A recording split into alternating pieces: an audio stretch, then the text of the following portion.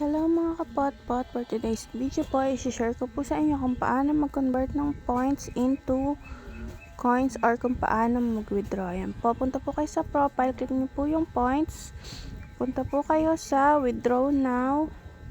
Yan po, yung exchange ratio po niya 10,000 is equal to 54 pesos, pero ang minimum niya po ay 100,000, total of 540 pesos po siya pag withdraw. Yan po yung minimum niya. Yan po, click po natin yung withdraw. Ayan po, may lalabas po ada payment method. Sa Philippines po, dyan nyo po siya pwedeng i-withdraw. Binance, ePay, USD, GCash, Bank Card, Maya, Kumu, or GoTime. Yan po. Pero kung hindi nyo naman po siya i-withdraw at exchange points nyo po siya, ayan po, click nyo po exchange points. Ilalabas po dyan, 90,000.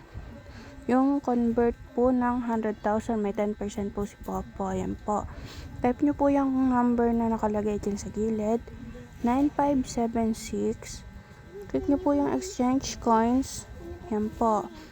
From 103,923, confirm nyo po yung 100,000. Confirm nyo po, click nyo. Ayan, maging 3,923 na lang po siya. Ayan.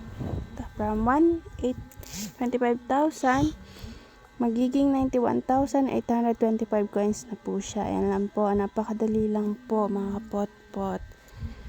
Share ko lang po sa inyo sa mga hindi pa po marunong.